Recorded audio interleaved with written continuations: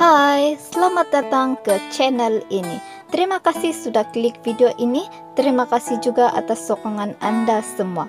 Yang baru di channel ini, jangan lupa tekan butang subscribe dan aktifkan juga lonceng notification. Salam sejahtera. Terima kasih kepada Anda yang sudi singgah di channel ini. Saya amat menghargai Anda semua. Mari kita tonton dan dengar perkongsian kali ini. Kadang-kadang kita rasa pelik. Menteri Kewangan dengan timbalan Menteri Kewangan ni tak duduk dalam grup WhatsApp yang sama ke? Assalamualaikum warahmatullahi. Sebelum kita berbicara dengan lebih lanjut, tonton video klip ini dulu. Pinjam dari bank dengan kolateral atau jaminan cagaran daripada wang KWSP. Itu sebab kita buat fasiliti sokongan akaun 2 yang kita tak sebut dan kita tak akan sebut ia adalah cagaran. Cagaran maksudnya apa? Maksudnya mempunyai hak untuk menguatkuasakan cagaran apabila berlakunya kegagalan pembayaran di pihak peminjam. Immediate hutang 5,000 tak bayar, immediate ambil 5,000. Itu cagaran. Tetapi FSA ini bukan cagaran. FSA ini fasiliti sokongan akaun 2, memberi pinjaman bank tidak boleh menggunakan pemberi pinjaman iaitu bank tidak boleh menggunakan simpanan KWSP sekiranya ahli gagal membayar ansuran pinjamannya. Tak boleh. Ini adalah kerana FSA 2 adalah merupakan suatu pengeluaran bersyarat hanya boleh keluar umur 50 atau 55 tahun sahaja, di mana bayaran pengeluaran hanya akan dibuat apabila ahli telah memenuhi syarat pengeluaran sampai umur itu. Jadi dia berbeza dengan konsep cagaran. Satu lagi, penggadai mempunyai hak milik ke atas aset hartanah yang digadai pada ketika pinjaman dibuat memandangkan cagaran diberikan untuk menjamin kewajipan membayar. Itu kalau cagaran. Tetapi FSA 2 tidak, ya, bukan begitu. FSA 2 ahli mempunyai hak untuk membuat pengeluaran apabila ahli mempunyai syarat pengeluaran yang ditetapkan iaitu mencapai umur 50 atau 55 tahun. Ini kerana ahli masih berada dalam KWSP sehingga 50 tahun,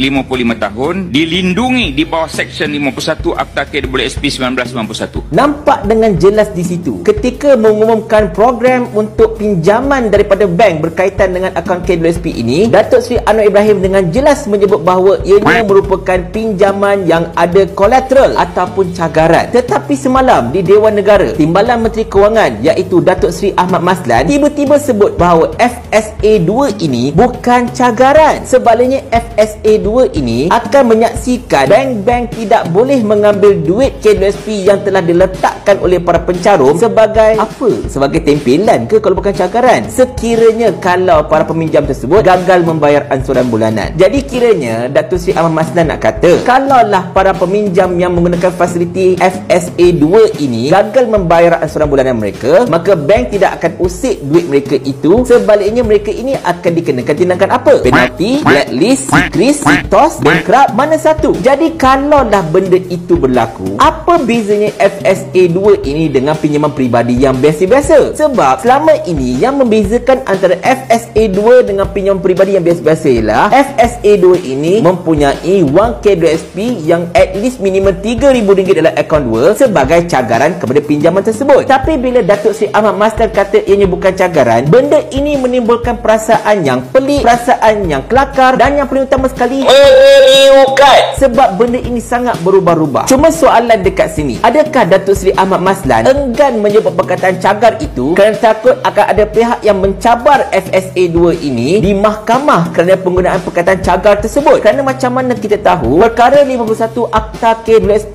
dengan jelas menyatakan bahawa duit KWSP tidak boleh ditahan, tidak boleh dicagar dalam apa jua keadaan sekalipun. Dengan secara tidak langsung, ini telah menyebabkan tindakan mencagarkan duit KWSP kepada pinjaman bank ini merupakan satu tindakan yang salah dari segi undang-undang. Adakah dengan menegaskan bahawa FSA 2 ini merupakan bukan cagaran, maka Datuk Seri Ahmad Maslan cuba hendak mengelirukan Dewan, cuba hendak mengelirukan masyarakat bahawa ini bukan cagaran, you tak boleh ambil tindakan undang-undang berdasarkan kepada perkara 51 Akta KWSP tersebut. Dan sekiranya kalau ini berlaku, saya cakap terus terang, Ahmad Maslan memandang rendah kepada tahap intelek rakyat Malaysia secara keseluruhannya. Berotak kau. Budak pasti pun tahu kalau kita letak something dekat bank untuk pinjaman daripada bank, itu ialah cagaran. Kepada Datuk Seri Ahmad Maslan, berhentilah membodohkan rakyat. Kerana itulah kita kata, tindakan kerajaan ini memang sangat tergesa-gesa, bersifat kelang kabut, bersifat panik, dan yang paling utama sekali, mereka sendiri tak tahu apa yang mereka buat. Dan kepada anda rakyat Malaysia, anda masih mahu mempunyai kerajaan yang tak tahu apa yang mereka buat ni?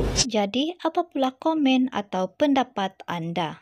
Terima kasih kerana menonton video ini sampai habis. Kita jumpa di video saya yang selanjutnya. Bye-bye.